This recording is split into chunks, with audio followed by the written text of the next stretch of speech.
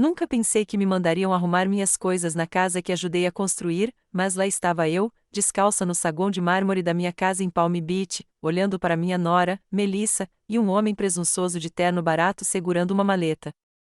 Seus braços estavam cruzados, a boca contorcida em um sorriso que não alcançava seus olhos. Já assinamos o acordo. Arrume suas coisas, mãe, disse Melissa com uma doçura melosa e nauseante. Então, ela balançou uma pasta grossa na minha cara como se estivesse espantando uma mosca. Novo proprietário. Você está invadindo. Endireitei as costas. Como? O homem ao lado dela não disse nada. Apenas abriu a maleta e tirou um maço de papéis. A casa agora pertence ao senhor e à senhora David e Melissa Langston. Conforme o acordo. Vocês são obrigados a desocupar o imóvel em até 72 horas. Não me mexi, não vacilei. Apenas encarei aquele nome, David Langston, impresso naquela folha de rosto falsa. Meu filho, meu único filho. Lembro-me de pensar, é assim que acontece. Não com uma explosão, não com gritos, mas com uma maldita maleta e uma assinatura falsificada. O sorriso de Melissa se alargou como se ela estivesse curtindo uma piada interna. Você realmente deveria ter me deixado cuidar das contas antes, Karen. Isso não teria sido necessário se você simplesmente nos deixasse ajudar. Você não está exatamente em condições de administrar uma propriedade como esta. Ela gesticulou para o meu roupão como se eu fosse uma idiota senil que tivesse saído confusa. Eu tinha acabado de sair da minha meditação matinal. Eram 7h45. Eu nem tinha tomado meu chá ainda. Você é louco se acha que eu assinei algo assim, eu disse calmamente. Calma demais, até para mim. Ah, mas você fez, disse ela com falsa preocupação. Meses atrás. Não se lembra? Olhei-a diretamente nos olhos, e foi então que percebi que aquilo tinha sido planejado. Não foi algo impulsivo, nem um mal-entendido. Eles estavam circulando como abutres há meses, esperando o momento certo para arrancar a carne dos ossos. David nem estava aqui. Claro que não. Ele a enviou. Ele sempre a envia. Ele não tem coragem de me encarar. Eu o criei melhor do que isso. Ou pelo menos achei que tivesse. Passei pelos dois, fui direto para os papéis e peguei a folha de cima. Dei uma olhada. A assinatura na parte de baixo era uma versão trêmula e deformada da minha, mas não era minha. Parecia traçada. Você cometeu um erro, eu disse, devolvendo-a ao homem. Você vai ouvir do meu advogado. A expressão de Melissa mudou. Não era medo, nem arrependimento, apenas um lampejo de irritação, como se estivesse sendo levemente incomodada por uma planta teimosa. Ah, Karen, disse ela suavemente, você não é tão esperta quanto pensa. Pegue seu tapetinho de yoga e vá embora com um pouco de elegância. Não respondi. Não gritei nem chorei. Apenas me virei, voltei para o andar de cima e fechei a porta do meu quarto. E naquele silêncio, deixei que isso se aprofundasse. Eles achavam que tinham me quebrado. Achavam que eu iria embora em silêncio. Estavam errados. Muito, muito errados. Quando desci, eles já tinham ido embora. A porta da frente estava entreaberta. O cheiro do perfume de Melissa ainda pairava como uma mancha indesejada no corredor. Fechei-a com cuidado e girei a tranca com um clique deliberado. Ela não passaria por aquela porta novamente sem uma ordem judicial. A casa estava silenciosa novamente, assustadoramente silenciosa. Entrei no solário e abri as janelas, deixando entrar a brisa do oceano. Eu precisava de ar, de clareza. Não que eu estivesse surpreso. Não mesmo. Decepcionado? Sim. Traído? Sem dúvida. Mas surpreso? Nem um pouco. Veja bem, moro nesta propriedade há 34 anos. Meu falecido marido, John, e eu compramos o terreno quando Palm Beach ainda era humilde. Ele construiu a fundação com as próprias mãos antes que o câncer me tirasse as mãos logo após seu aniversário de 59 anos. Desde então, moro sozinha e gosto disso. Tranquilo, previsível. David começou a se afastar assim que Melissa apareceu. Ela era educada, ambiciosa, sempre 5 centímetros perto demais da minha caixa de joias, mas nunca a tocava. Mantive distância. Pensei que se eu fosse educada e respeitasse o espaço deles, eles fariam o mesmo. Eu estava errada. Eles raramente me visitavam. Principalmente nos feriados. E mesmo assim, sempre com pressa, sempre com um motivo para ir embora antes da sobremesa. Eu nunca os pressionei, nunca os fiz sentir culpados. Eu achava que dar espaço a eles era uma forma de amor. Mas espaço, aprendi, só é amor quando é escolhido por ambos os lados. Quando é unilateral, é abandono. E quando é explorado, como agora, é uma armadilha. Sentei-me no cantinho do café da manhã, com o sol lançando longos raios de luz sobre o piso de ladrilho. Meu chá tinha esfriado lá em cima, então preparei uma xícara fresca. Verde jasmim. Reconfortante. Sentei-me em silêncio, deixando a xícara aquecer minhas palmas. A voz de Melissa ecoava na minha cabeça: você não está exatamente em condições de administrar uma propriedade como esta. Não era apenas uma mentira. Era uma narrativa ensaiada. Eles estavam construindo um caso. Um em que eu estava velho demais, confuso demais, vulnerável demais para saber o que estava acontecendo. Isso explicava a sua repentina gentileza ultimamente. As entregas surpresa. De flores. As repetidas ofertas para assumir minha correspondência. A assistente doméstica que ela insistiu que eu instalasse. Ela chamou de presente. Eu chamei de microfone. Eu joguei o jogo dela, deixei que ela pensasse que era mais esperta do que eu. Porque é isso que acontece quando você envelhece em silêncio. As pessoas confundem quietude com fraqueza. Mas se esqueceram de quem criou David, quem o ensinou a equilibrar um talão de cheques, a escrever um currículo, a sobreviver quando John morreu e não tínhamos nada além de poeira na poupança e esperança na despensa. Esqueceram que eu construí esta casa 2 vezes. Uma com as mãos do meu marido e outra com o meu próprio coração partido. E eu não ia deixar uma manipuladora de língua de seda e seu ajudante burocrata entrarem e tirarem isso de mim. Terminei meu chá e peguei meu velho caderno preto, aquele que eu guardava atrás do porta-tempero da cozinha. Anotações, nomes, observações. Se queriam brincar, escolheram a mulher errada para brincar. Começou com a conta de luz. Melissa se ofereceu para usar o débito automático só para simplificar as coisas. Lembro-me claramente do momento. Estávamos sentados no jardim, eu podando rosas, ela bebendo de um copo. Ela nunca se enchia de água. Você não deveria mais se preocupar com coisas assim, Karen, disse ela, tirando a conta da mesa como se fosse um fardo pesado demais para mim. Você já fez o suficiente. Deixe-nos carregar um pouco do peso agora. Ela fez com que parecesse doce, como o carinho de uma filha. Não discuti, não porque confiasse nela, mas porque queria observá-la de perto. As pessoas demonstram suas intenções não pelo que oferecem, mas pelo que esperam depois. Então veio a segunda mudança. Uma caixa branca e elegante que ela deixou cair sem avisar. É um assistente inteligente, ela sorriu, como se aquela palavra confortasse. Já o configurei. Agora você pode simplesmente dizer o que precisa, e ele te lembra. Compromissos, listas de compras, medicamentos. David diz que vai te ajudar a ficar por dentro de tudo. Eu não pedi. Não liguei. Em vez disso, virei-o e encontrei o microfone já ativo, vinculado a uma conta com o e-mail do David. Eles nem foram sutis. Queriam pintar um quadro, uma viúva frágil caindo na senilidade. Inofensiva no início, depois perigosa, até finalmente inapta. Então, seriam os salvadores, os guardiões, os donos. Deixei que pensassem que eu estava concordando. Depois disso, eles começaram a me visitar com mais frequência.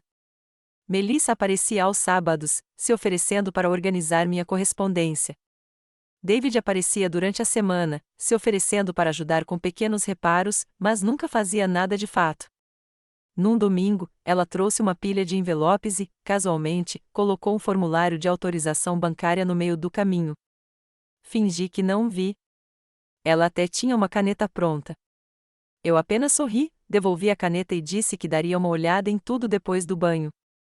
Ela pegou a caneta de volta com um toque de irritação que tentou disfarçar de preocupação. Eles estavam testando as águas, vendo quão perto conseguiriam chegar sem serem rebatidos, como cobras se aquecendo antes de atacar. Mas eu estava observando cada momento, cada passo em falso. Eu não era ingênuo. Estava esperando o momento em que parassem de fingir. E esse momento chegou esta manhã com aquele homem presunçoso e sua pequena pasta de mentiras. Eles pensaram que eu era velha demais para lutar, educada demais para dizer não, isolada demais para resistir. Mas o que eles não conseguiram entender é o seguinte: a solidão aguça uma mulher como eu. Cada dia tranquilo, cada insulto que eu escolhi não responder, cada limite que eu impus apesar das suas manipulações sorridentes, construíram algo sólido em mim. Eles pensaram que eu estava deixando-os vencer. Não, eu estava dando corda para eles. E agora eles estão começando a apertar o laço eles mesmos. A impressora apitou às 2h17. Foi isso que aconteceu. Não foi uma grande descoberta, nem um confronto, apenas uma máquina velha e cansada no corredor, intocada há dias, voltando à vida de repente, como se tivesse algo urgente a dizer. Eu não tinha tocado. Não tinha impresso nada desde a lista de compras da semana passada. Saí da cama no escuro, ainda de hobby de algodão, chinelos silenciosos contra o piso de madeira. A bandeja tinha pegado uma única folha, meio derramada, virada para baixo. Deslizei para fora, virei e li o título: Contrato preliminar de venda, Langston Estate, Palm Beach. Era o meu endereço, a minha propriedade. Meu nome na primeira linha, os nomes deles, David Langston e Melissa Langston, na linha do comprador. Não entrei em pânico. Não chorei. Voltei para a cozinha, acendi a luz e coloquei a página sobre a mesa como se fosse uma prova em um julgamento, porque era. A assinatura era minha, mas não era. Reconheci a letra, ou melhor, a tentativa de fazê-la. Alguém a havia copiado desajeitadamente. Era convincente o suficiente para enganar alguém que não me conhecesse. Mas não eu. Não havia nenhuma procuração listada, nenhum selo notarial, apenas uma farsa fraudulenta e mal feita que eles presumiram que ninguém jamais contestaria, porque achavam que eu jamais haveria. Devem ter enviado remotamente, provavelmente por meio daquela assistente doméstica idiota que a Melissa me deu de presente. Eu nunca conectei, mas o aplicativo ainda estava instalado no celular dela. Ela deve ter tentado sincronizar alguma coisa e esquecido que eu ainda tinha rede Wi-Fi. Peguei o jornal. Minha mão não tremeu. Eles já tinham redigido o contrato, o que significava que estavam conversando com um corretor de imóveis, o que significava que outra pessoa provavelmente já tinha visto o imóvel, o que significava que o tempo estava passando. Abri meu laptop e digitei o nome da empresa impresso na parte inferior, L. Sanford Hewitt LLC. Lá estava. Um local sem graça, mas sofisticado. Fotos de propriedades com palmeiras e mansões milionárias. Cliquei até ver, em breve. Propriedade histórica na histórica Palm Beach. Sem fotos, apenas um anúncio de espaço reservado e um banner a somente consultas sérias. Mas foi o suficiente. Eles não tinham apenas sonhado em roubar a casa. Já tinham posto o plano em ação. E, ainda assim, parte de mim buscava uma brecha, por um motivo. Talvez Melissa tivesse entendido mal. Talvez David não soubesse. Mas aí vi o contato do agente, John Mercer. O colega de quarto do David na faculdade. Aquele que dormiu no nosso sofá de hóspedes no verão depois da formatura. Aquele que eu alimentei por 3 semanas enquanto ele resolvia as coisas. Então, não, o David sabia. O David estava liderando. Meu filho não me traiu apenas. Ele orquestrou todo o roubo, do começo ao fim. Dobrei o papel com cuidado e o coloquei embaixo do porta-tempero, ao lado do caderno preto. Que continuasse imprimindo suas mentiras. Eu já tinha terminado de coletar pistas. Era hora de juntar lenha. O clube de bridge se reunia toda quinta-feira. Para a maioria, era apenas um círculo de aposentados embaralhando cartas e discutindo sobre truques. Mas, para mim, havia se tornado minha fortaleza silenciosa. Rostos seguros, risadas previsíveis e, mais importante, mentes afiadas com memórias brilhantes. Naquela manhã, usei meu cardigan azul claro, aquele com botões de pérola e bolsos fundos. Não para me aquecer, mas para me esconder.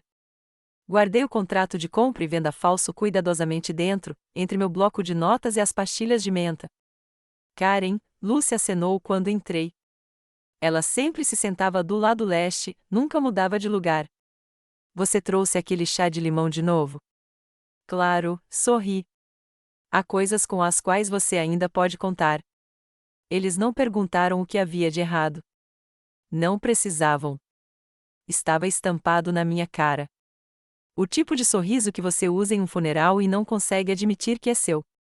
Esperei até depois do primeiro jogo, esperei até que o tilintar das xícaras de chá e o farfalhar das embalagens de biscoitos mascarassem a queda da minha voz. Frank, eu disse, olhando para o marido de Lucy sentado à minha frente. Você costumava praticar direito sucessório, não é? Ele ergueu os olhos lentamente. Frank não tocava em um processo judicial havia 5 anos, mas ainda lia o jornal com uma caneta na mão, corrigindo a linguagem jurídica como se estivesse se lembrando de algo. Sim. Por quê? Encontrei uma coisa, respondi, deslizando o papel pela mesa como se não passasse de uma receita. Me disse significa o que eu acho que significa. Ele leu em silêncio, depois leu de novo, e então expirou lentamente pelo nariz. Você assinou isso? Perguntou sem olhar para cima. Não. Ele virou para a última página, com a testa franzida como linho. Sem selo notarial, sem testemunhas. E esta assinatura, ele bateu uma vez, é uma fotocópia, provavelmente traçada. Você disse que não assinou. Eu nem sabia que existia até aparecer na minha impressora às 2 da manhã. Frank franziu os lábios. Então isso não é um contrato. É um crime. Lucy parou no meio do gole. Frank, é falsificação, sem fundamento, disse-ele com firmeza. E se eles já mostraram isso a um corretor ou enviaram como parte de um processo de venda? Sim, eu disse, e contei tudo: o assistente virtual, a falsa preocupação, o acesso repentino às contas, os formulários furtivos, o anúncio na Sanford Hewitt, até mesmo o antigo colega de quarto do David. Quando terminei, ninguém mais estava comendo biscoitos. Frank assentiu. Você ainda é a dona legal, Karen. Eles não têm nada. Mas você não pode ficar esperando. Precisa se adiantar rápido. Guardei o acordo no bolso. Você pode me ajudar? Eu não pratico mais, mas conheço alguém que pratica. Um amigo meu, inteligente, quieto, não se intimida quando as pessoas mentem. Então eu gostaria de conhecê-los, eu disse. Pela primeira vez em dias, senti algo firme no peito. Não exatamente paz, ainda não, mas determinação. Algo duro e pesado que me prendia ao chão. Queriam que eu fosse embora, despido, silenciado, varrido como poeira. Mas a poeira baixa. Eu não. A primeira vez que Melissa me trouxe flores, fiquei desconfiado. Foi há 6 meses, numa terça-feira. Hortênsias claras, azuis e brancas, enrugadas nas bordas, como se tivessem sido maltratadas na viagem de carro. Ela as estendeu como uma oferta de paz. Só queria saber como você está, disse ela, toda melosa e cheia de covinhas. Ver como você está se sentindo. O David ficou tão preocupado com você depois do seu último exame. O último exame. Era disso que se tratava. 3 semanas antes, meu oncologista ligara com o resultado: remissão. Uma palavra tão pesada que caiu na minha mesa da cozinha como uma bomba. Não contei a ninguém, nem mesmo ao David. Queria um momento para respirar antes que eles transformassem isso em notícia. Mas alguém lhes contou, provavelmente a enfermeira que mencionei como contato de emergência quando a quimioterapia tornou difícil dirigir. E Melissa, ela fez daquilo sua missão pessoal de a ajudar a partir daquele momento, não quando eu estivesse doente, mas quando eu melhorasse. Essa era a diferença. Esse era o problema. Você pensaria que remissão significaria alívio, celebração, talvez até proximidade. Mas o que encontrei foi uma mulher com um novo tom de urgência, pedindo para revisar meu testamento, oferecendo-se para digitalizar meus registros de herança e sugerindo arranjos de moradia mais simples. Ela esperava que eu morresse, contando até com isso. Foi aí que ela começou a se intrometer na minha rotina, oferecendo-se para pagar contas, perguntando sobre acesso emergencial às minhas contas, fingindo estar preocupada com o meu futuro, quando na verdade estava chocada por eu ainda ter um. Eu vi claramente. Eles estavam planejando uma herança, não uma recuperação. E agora, com a casa ainda minha e minha saúde não mais terminal, eu era um incômodo novamente. Eles não queriam cuidar de mim. Queriam me cobrar. Então, decidi dar-lhes corda suficiente. Joguei o jogo. Deixei Melissa separar a correspondência, ficar por perto durante as consultas médicas, conversar sobre o que vem a seguir com aquele sorriso radiante que mal escondia sua frustração. Cheguei a concordar quando ela começou a dizer que minha ala leste era muito trabalho para alguém da sua idade. Então, um dia, no mês passado, ela olhou para a grande sala de jantar e disse, meio brincando, meio debochando: "Você deveria mesmo considerar vender, Karen. Algo mais simples. Talvez um apartamento perto da marina." Eu apenas sorri e disse: "É uma ideia." Ela achou que eu estava amolecendo. Ela confundiu boas maneiras com rendição. Esse sempre foi o seu erro fatal: confundir silêncio com submissão. Mas o que ela não sabia era que cada visita, cada sugestão, cada conversa estava sendo catalogada, anotada, referenciada. Até comecei a gravar nossos jantares, só por precaução, tudo dentro da lei, na minha própria casa. Porque, se eles iam me fazer de vítima na história deles, era melhor estarem preparados para a reviravolta. Queriam uma velha indefesa, alguém por quem pudessem ter pena e deixar de lado. O que receberam foi uma sobrevivente com um arquivo próprio. Então, tomei uma decisão naquela noite, tomando chá de ervas perto das janelas salientes. Eu não iria apenas defender minha casa. Eu faria dela meu campo de batalha. Convidei-os para jantar. Melissa aceitou na hora. Claro, com muita vontade. Ela sugeriu um bife. David se ofereceu para trazer vinho. Eu disse para não se incomodarem. Tenho algumas coisas para dizer, acrescentei com um sorriso. É hora de discutirmos os próximos passos. Aquela frase próximos passos soou como erva de gato para ela. Eu pude ouvi-la no silêncio que se seguiu. Com certeza, Karen, disse ela. É importante que todos nos sintamos seguros. Seguros. O que ela queria dizer era que eu finalmente estava desistindo da escritura. Arrumei a mesa como sempre. Guardanapos de linho, talheres pesados, a porcelana com borda azul marinho que John e eu compramos no nosso primeiro ano em Palm Beach. Eles chegaram 10 minutos atrasados. Melissa com um vestido envelope verde claro que apertava demais. David com uma camisa que costumava usar na corte quando ainda acreditava em ter uma carreira em vez de depender da minha. Cumprimentei-os com calor, do tipo que esconde um martelo atrás das costas. O jantar foi salmão com aspargos, leve e civilizado. Servi-lhes vinho, recusei qualquer outro e esperei que começassem a cavar. Melissa foi a primeira a morder a isca. Então, quando você mencionou os próximos passos, ela começou. Inclinei a cabeça como se estivesse pensando. Sim, tenho pensado muito sobre legado ultimamente e o que significa fazer uma transição com elegância. David se remexeu na cadeira. Eu praticamente conseguia ver a fantasia se desenrolando atrás dos seus olhos, um apartamento à beira-mar, um novo documento de escritura, talvez um comunicado de imprensa chamativo em alguma revista imobiliária. Sogra generosa entrega a propriedade amada. Eu sei o quanto esta casa significa para vocês dois, continuei, pousando o garfo delicadamente. Tenho refletido sobre minhas opções. Melissa se inclinou, os olhos brilhando com uma fome que ela confundiu com charme. E ainda não estou pronta para entregar o controle total, disse eu lentamente, observando seu sorriso vacilar. Mas gostaria de explorar uma transição gerenciada, algo mutuamente benéfico. David pareceu confuso. Melissa se recuperou rapidamente. Claro, isso é muito justo da sua parte. Que tipo de acordo você está pensando? Respirei fundo e deixei o momento se prolongar. Bem, eu disse, gostaria de manter os direitos de residência, naturalmente, e a supervisão de quaisquer atividades financeiras vinculadas à propriedade. Os lábios de Melissa se apertaram o suficiente para atraí-la. Naturalmente, eu também gostaria de manter todas as contas relacionadas à casa em meu nome. Contas, manutenção, seguro. Isso é compreensível, David sugeriu, claramente sem saber onde estava a armadilha. Melissa, porém, não conseguiu se conter. Karen, disse ela, a voz adquirindo aquele tom suave e condescendente que ela achou persuasivo.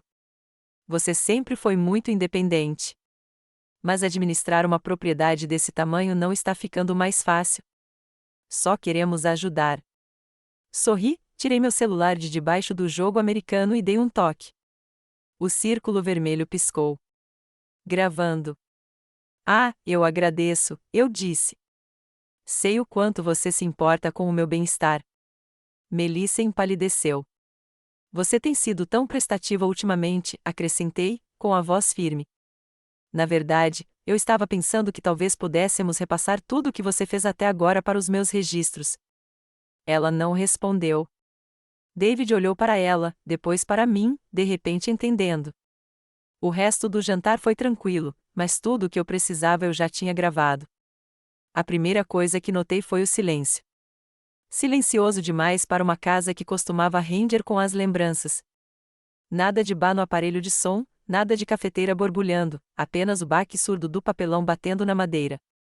Entrei pela porta da garagem e parei no corredor. Homens com camisas polo azul marinho combinando estavam na minha sala de estar, empilhando caixas e enrolando tapetes. Uma TV de tela plana estava encostada desajeitadamente na parede perto da mesa de jantar. Meu retrato, meu e do John, havia sumido de cima da lareira. Com licença, eu disse bruscamente, embora minha voz permanecesse firme. O que está acontecendo aqui? Melissa se virou da cozinha, prancheta na mão, como se estivesse fazendo o inventário de um depósito. Seus olhos se arregalaram, fingindo surpresa, não culpa. Ah, Karen, eu não esperava que você voltasse tão cedo. Saí em menos de 1 hora. Corri para a farmácia. Vitamina D e biscoitos com baixo teor de sódio. Segurei o saco de papel com força na mão, com mais força do que percebi. Quer me dizer por que estranhos estão lotando minha casa? Ela respirou fundo, adotando aquele tom de voz, aquele reservado a vizinhos idosos e crianças pequenas berrando. Karen, foi sobre isso que conversamos. Lembra? Eu me lembro do jantar. E da manipulação. O que eu não lembro é de autorizar uma mudança. Ela se aproximou como se eu fosse um animal ferido que precisasse ser acalmado. Você anda esquecendo coisas ultimamente. Os papéis, as coisas do banco. Tudo bem. Acontece. Conversamos com um profissional que pode ajudar. Eu ri. Não alto, nem amargamente, apenas friamente. Então, seu plano era me manipular, roubar a casa e chamar isso de cuidadora. Karen, disse ela suavemente, nós só queremos o melhor para você. David e eu estamos preocupados. Você tem estado sob muito estresse. Virei-me lentamente.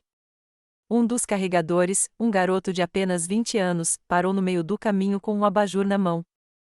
Abaixe isso, eu disse baixinho. Ele obedeceu imediatamente. Melissa tentou sorrir novamente. Sei que é cansativo, mas já combinamos. Há uma comunidade residencial de cuidados maravilhosa em Delray. Vista para o mar, yoga diária. Eles até cuidam dos seus medicamentos. E quem exatamente autorizou isso? Perguntei. Você? Ela ergueu uma folha de papel como se fosse um texto sagrado. Você assinou no mês passado. Você assinou isso durante sua consulta de acompanhamento com o Dr. Burger. Isso me concede autorização temporária. Eu nunca vi esse formulário. Viu? Só que provavelmente não se lembra. Lá estava. O prego final. Ela não estava só tentando tomar a casa. Ela estava reescrevendo a história da minha mente, me pintando como incapaz. Dei um passo à frente, perto o suficiente para sentir seu perfume. Deixe-me esclarecer. Estou sã. Tenho prova legal de propriedade. Tenho testemunhas. Tenho áudio. E se você ou seus ajudantes moverem qualquer outra coisa nesta casa, chamarei a polícia e prestarei queixa de invasão de propriedade. Ela piscou uma vez, depois sorriu novamente, mas dessa vez o sorriso vacilou. Você está tornando isso mais difícil do que deveria ser. E você, eu disse calmamente, cometeu o erro de me subestimar. Ela hesitou, depois se virou e sussurrou algo para os carregadores. Eles começaram a recuar. Por enquanto. Mas eu sabia que eles voltariam. E da próxima vez, meu advogado também voltaria. Liguei com calma. Sem pânico, sem gritos, apenas uma voz contida. Aqui é Karen Langston. Gostaria de denunciar pessoas não autorizadas dentro da minha casa. A central de atendimento anotou meu endereço e disse que enviaria uma viatura.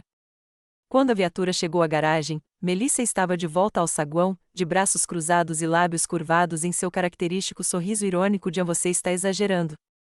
Os carregadores já tinham ido embora, provavelmente pagos para desaparecer quando luzes piscantes aparecessem. 2 policiais saíram. Jovens, educados, com a confiança afiada de homens treinados para lidar com reclamações de barulho e brigas familiares, não com fraudes imobiliárias. "Senhora, recebemos uma ligação", começou o mais alto. "Sim", eu disse. "Sou o dono da casa.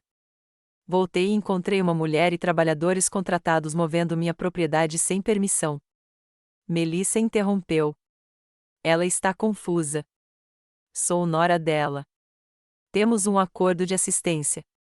Ela anda esquecendo as coisas ultimamente." Levantei meu celular. "Policial, tenho gravações de áudio da nossa última conversa no jantar. Tenho um vídeo da equipe de mudança entrando. E tenho isso."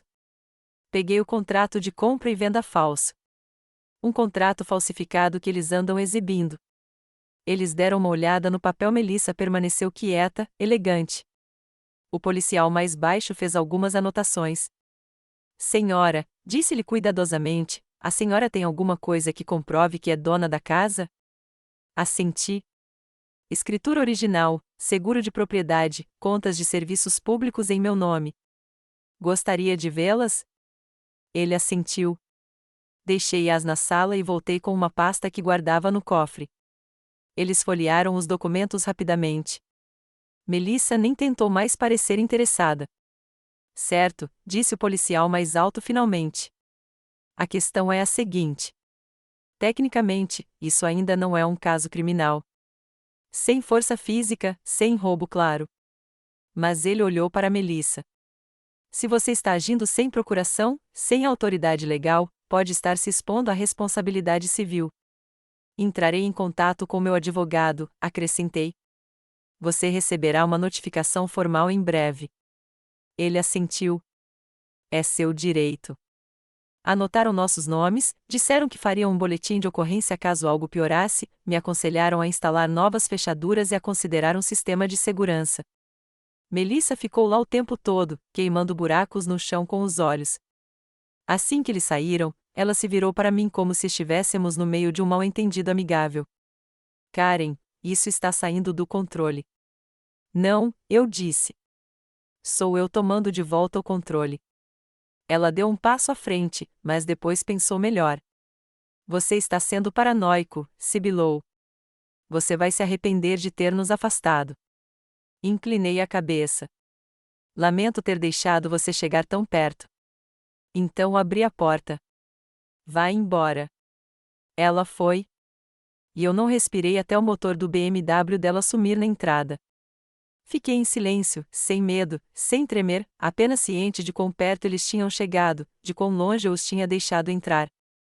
Mas aquela porta não se abriria novamente, não sem consequências. As fechaduras foram trocadas ao meio-dia do dia seguinte. O chaveiro, um homem quieto com uma cicatriz no antebraço, não fez perguntas.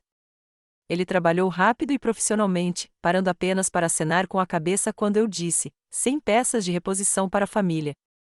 Quando ele saiu, fiquei em pé perto da porta da frente e tranquei a fechadura 2 vezes. Clique, clique. Parecia definitivo. Ótimo. Então fiz a segunda ligação, a que importava. "Langston", uma voz familiar atendeu no quarto toque. "Eu não esperava uma ligação sua." "Paul", eu disse. "Você ainda lida com litígios patrimoniais?" Ele fez uma pausa, mas não por muito tempo. "Claro." Você precisa de representação. Contei tudo a ele. Não enfeitei. Não minimizei para parecer menos tolo. Apenas a verdade. Cortante, seca e sem remorso. Quando terminei, Paul estava em silêncio. Então, pigarreou e disse: envie-me cópias do contrato de venda, quaisquer gravações de áudio e fotos da mudança. Estamos entrando com um pedido de liminar. Liminar. Uma ordem judicial imediata para impedi-los de reivindicar a propriedade, explicou ele. Uma vez emitida, eles estão legalmente impedidos de anunciar, negociar ou deturpar a propriedade. Senti minha espinha se alongar. O que mais posso fazer? Também entraremos com um pedido de cessação e desistência. Parem qualquer assistência ou adicional da Melissa, e eu recomendo fortemente que vocês comecem a processar a ordem de restrição. Mesmo uma ordem temporária já é uma declaração. Quero arquivá-lo. Então faremos isso. Naquela tarde, imprimi tudo. O contrato falsificado, a voz roteirizada de Melissa no jantar me pressionando sutilmente, uma foto que tirei dos carregadores carregando minha comoda. Tudo. Entreguei o arquivo pessoalmente no escritório do Paul. Não porque não confiasse em e-mails, mas porque queria ver a cara dele quando abrisse a pasta. Ele não decepcionou. Jesus Cristo, murmurou ele, folheando as páginas. Eles realmente acharam que iam se safar dessa? Não, respondi. Eles estavam contando que eu não revidaria. Ele me olhou por um instante e depois assentiu. Eles calcularam mal. Lá fora, o céu estava cinzento, carregado com o peso do verão, mas sem chuva. Voltei para o meu carro com uma firmeza que não sentia há anos. Naquela noite, tirei o caderno preto de trás do porta-tempero e coloquei-o no cofre. Eles não iriam me manipular de novo. Não iriam entrar pela minha porta fingindo que ainda era 1999, que eu era uma mulher de mão macia implorando para continuar relevante. Não se tratava mais de propriedade, herança ou mesmo traição. Tratava-se de guerra e dignidade, e de mostrar a eles o custo de encurralar alguém que passou a vida construindo tudo o que agora tentam roubar. O limite já estava traçado, e eu já estava farta de fingir que era um mal-entendido. O quarto ainda cheirava a ele. Tinta óleo, terebentina e um toque de cedro do cavalete que compramos em Sedona por impulso. O estúdio de John não mudou em mais de uma década. Eu o mantive limpo, preservado, sagrado. Mas naquela manhã, entrei não para lembrar, mas para me preparar. As telas estavam empilhadas num canto. A última, inacabada, ainda repousava no suporte. Um borrão de palmeiras e crepúsculo, meio pintada, as pinceladas suaves como sempre. Fiquei ali por um longo tempo, olhando fixamente para ele. John costumava dizer que este quarto era onde ele encontrava sentido no mundo, que mesmo quando seu corpo falhava, este espaço mantinha sua mente intacta. Então, quando a quimioterapia pegou suas mãos, ele simplesmente aprendeu a usar as outras, silenciosamente, com determinação. Sentei-me na cadeira perto da janela. O couro estava rachado por anos de sol, mas o assento ainda estava quente, familiar. Passei os dedos pela borda do braço da cadeira, como costumava passar no maxilar dele. Então, falei em voz alta: eles vieram atrás da casa, John. Minha voz não tremeu. Acharam que eu simplesmente os deixaria levá-la. Essa dor e a idade me deixariam mole. Lá fora, o jardim fervilhava com o verão, a cerca viva muito espessa, as rosas um pouco selvagens. Eu não as havia podado esta semana. Pela primeira vez, não parecia um fracasso. Parecia um desafio. Não estou quebrada, sussurrei. Mas estou com raiva. Não era o tipo de raiva que explode. Não era alta, nem errática. Era fria, comedida, o tipo de fúria que espera sua vez. Naquela noite, depois de terminar meu chá, abri o antigo arquivo de John pela primeira vez em anos. Entre pastas de impostos e mapas de propriedades, havia algo que eu não via desde 2004, um gravador de fita cassete. Peguei-o. O botão ainda clicava, firme, pesado na mão. Coloquei-o na mesa ao lado do meu smartphone, uma relíquia ao lado de uma arma. Então comecei a escrever, não apenas declarações legais, mas um livro-razão pessoal. Cada momento em que invadiram, mentiram, manipularam. A voz de Melissa em gravações de jantares. O silêncio de David em cada ligação. Cada só queremos o melhor é misturado com arrogância. Escrevi até meia-noite, depois às 2 da manhã. Quando finalmente parei, tinha 10 páginas. Fatos, datas, citações, reações. Não para o tribunal, para mim. Porque antes que eu pudesse queimar as mentiras deles, eu precisava acender algo dentro de mim. A raiva não me consumiu. Ela me esculpiu. Pela manhã, transformei-a em algo preciso. Abri o caderno uma última vez e sublinhei a última anotação: eles amavam o que eu tinha, mas nunca quem eu era. Rasguei aquela página e colei na geladeira. Como uma promessa, como um grito de guerra. Convidei-a novamente. Só ela. Sem David dessa vez. Vamos terminar a nossa conversa, eu disse ao telefone. Sobre a casa. Ela não hesitou. Claro, só nós, meninas, certo? Eu conseguia ouvir a vanglória escondida na voz dela. Ela achou que eu tinha desistido. Usei meu suéter mais leve e prendi o cabelo num coque. Sem maquiagem, apenas a fragilidade necessária para provocá-la ainda mais. Até abri uma garrafa do Merlot de que ela gostava, aquele que ela costumava roubar do meu armário durante os jantares em família. A campainha tocou às 11h03. Bem na hora. Melissa entrou com um sorriso confiante, a falsa preocupação mal disfarçando sua alegria. Você parece bem, Karen. Tem dormido melhor? Servi-lhe uma taça. Melhor? Sim. Mais decidida. Sentamo-nos na varanda, as cortinas brancas lançando sombras suaves sobre suas mentiras bem cuidadas. Seus dedos circulavam a taça de vinho preguiçosamente. Falei gentilmente, cutucando-a para sua ilusão favorita, controle. Tenho pensado, disse eu, sobre a transição. Talvez seja a hora de considerar as ofertas. Os olhos de Melissa brilharam. Sério? Que sensato da sua parte. Observei sua reação, o brilho repentino, o lampejo de cálculo. Conversei com algumas pessoas, ela continuou rapidamente. Há interesse real na propriedade. Interesse discreto. Ah, eu disse, com a voz melosa. Tipo quem? Ela mordeu a isca. John Mercer, disse ela suavemente. Você se lembra dele, né? Da época da faculdade do David. Ele é corretor agora. Já tem 2 compradores em potencial. Clientes internacionais, muito exclusivos. Podemos fechar negócio em semanas. Ela tomou um gole de vinho e recostou-se, confortável, sem perceber. Imagine só, continuou. Você poderia se mudar para um lugar simples, tranquilo, e nós cuidaríamos de tudo. Reformas, visitas, contratos. Você não precisará levantar um dedo. E como você pretende explicar os documentos falsificados? Perguntei, observando-a congelar no meio da gargalhada. Seu sorriso se contraiu e depois retornou. Por pouco. Falsificados? Não sei bem o que você quer dizer. Ah, acho que sim, eu disse. A assinatura falsa, os anúncios não autorizados, a autorização temporária que nunca assinei. Tenho tudo. Melissa piscou 2 vezes, e então, atrás dela, a porta do quarto de hóspede se abriu com um rangido.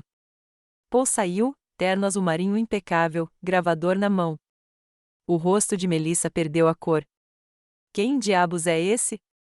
Meu advogado, eu disse simplesmente. Ele está ouvindo há 20 minutos. Você me enganou.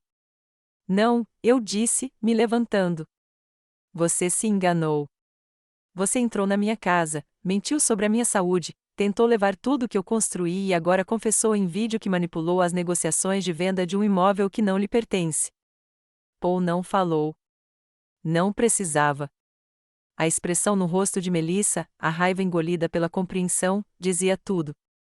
Dei um passo lento em sua direção. Vá embora, Melissa, e leve suas ilusões com você. Ela se levantou, tremendo levemente. David vai ficar sabendo disso. Ah, eu disse, ele já tem o próprio capítulo no arquivo. As transferências bancárias. Eu as encontrei também. Ela olhou para Paul, para mim e, sem dizer mais nada, virou-se e saiu. Fechei a porta atrás dela e a tranquei. Então me virei para Paul e enviei a fita para o juiz. Não retornei a ligação.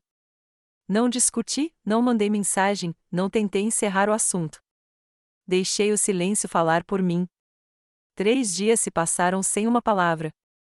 Melissa deve ter pressentido que algo estava por vir. Talvez pelo tom da minha voz ou pela forma como Paul não piscou quando ela gaguejou em meio à negação. Mas ela não entrou em contato comigo. Ela sabia que não ia acontecer agora. Em vez disso, deixei o envelope jurídico falar por si. O próprio Paul entregou, pessoalmente, do lado de fora dos portões da comunidade bem cuidada, onde a reputação importava mais do que o amor. Melissa abriu o negócio ali mesmo, na calçada, vestida com roupa de ginástica e óculos escuros grandes demais para o rosto magro e franzino. Dentro, havia uma ordem de cessação e desistência, um processo por fraude e uma notificação autenticada informando que a escritura estava intacta. O contrato era nulo e o corretor sobre o qual ela havia sussurrado estava sob investigação. Eu não estava presente. Não precisava estar. Mas imaginei o momento, o lampejo de pálida descrença, a percepção de que seus acordos sussurrados e assinaturas falsas não haviam levado a riquezas, mas sim a acusações. O que eu estava presenciando foi a batida na minha porta 2 horas depois. David. Ele parecia menor, não apenas mais magro, mas também vazio, como se alguém finalmente tivesse apagado o holofote sob o qual ele estava há anos. Mãe, disse ele, com a voz embargada. Precisamos conversar. Saí e fechei a porta. Não, respondi. Ele piscou. Por favor, você não entende. Eu entendo perfeitamente, interrompi. Eu entendo que você a deixou entrar nesta família e depois ficou lá enquanto ela tentava roubá-la. Ele se encolheu. Ela se envolveu demais. Nós pensamos. Você achou que eu ia me render. Você achou que a dor e a idade me enfraqueceriam. A boca dele abriu, fechou e abriu de novo. Melissa não está bem. Ela não quis dizer? Ela quis dizer cada palavra, eu disse, com a voz firme. E agora ela não quis dizer nenhuma. Do bolso, tirei um pequeno maço de documentos. Só um para ele. Uma emenda ao fundo.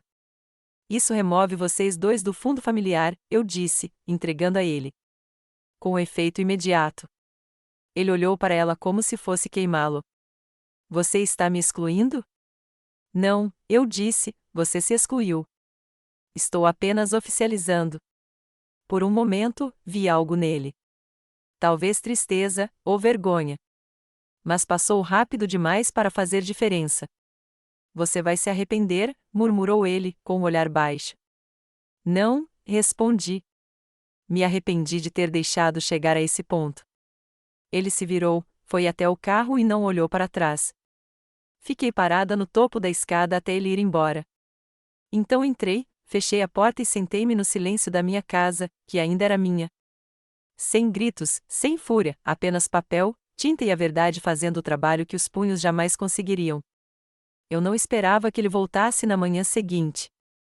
Mas ele voltou, batendo na porta da frente como um senhorio reivindicando uma propriedade, como se não tivesse acabado de ser apagado do fundo, como se a raiva pudesse reescrever documentos legais. Abri a porta apenas o suficiente para olhá-lo nos olhos. Não faça isso, eu disse. Acabou. Ele não me ouviu, ou não quis ouvir. Você acha que isso te fortalece? Preencher papéis, me cortar? Isso não é força. É rancor. Encostei-me no batente da porta. Rancor seria o mesmo que prestar queixa por conspiração. Isso é contenção. Seu rosto estava vermelho, não de calor, mas de pânico. Suas mãos continuavam entrando e saindo dos bolsos, esfregando a testa. Ele não estava com raiva. Estava exposto. Você está exagerando, disse ele. Era só um plano de transição. Estávamos tentando garantir o futuro. Você falsificou documentos.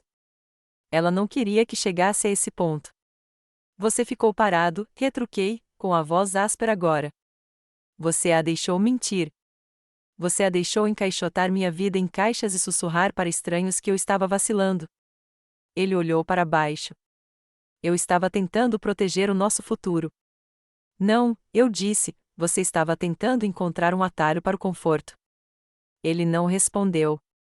Entrei e voltei com outra pasta, mais fina dessa vez, com uma única folha por cima. Reconhece isto? Perguntei, virando-a para que ele pudesse ler. Seus olhos percorreram a página e congelaram. Aquelas transferências bancárias que Melissa achou que eu não notaria. Pagamentos de comissão para John Mercer escondidos sob códigos de consultoria. Sim, encontrei-os arquivados em um apoio a projetos. Esperto se você estivesse lavando dinheiro, não herança. Seus lábios se entreabriram.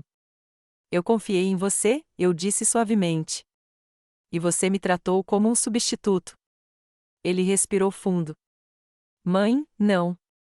Avisei, não diga meu nome como se significasse alguma coisa agora.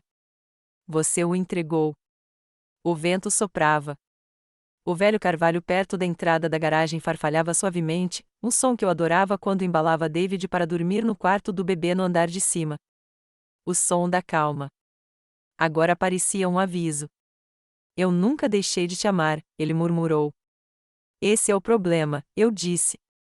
Você amava o que eu dava, não quem eu era. Ele deu um passo para trás como se eu o tivesse esbofeteado, mas eu não me mexi. Permaneci na porta, firme e calma. Vocês dois foram removidos de qualquer conexão legal com esta casa, o fundo, o testamento, as contas. Vocês oficialmente não são nada mais do que meu filho por biologia, não por comportamento. Seus olhos dispararam. Ele estava se desfazendo mais rápido agora, a esperança se esvaindo como uma ferida. Isso está errado, sussurrou. Não, eu disse, já passou da hora. Então, entreguei a ele uma foto. Uma da câmera de segurança, Melissa balançando a escritura falsificada no meu hall de entrada. Entregue isso ao seu advogado, eu disse. Você vai precisar de um. Não bati a porta quando a fechei. Não precisava.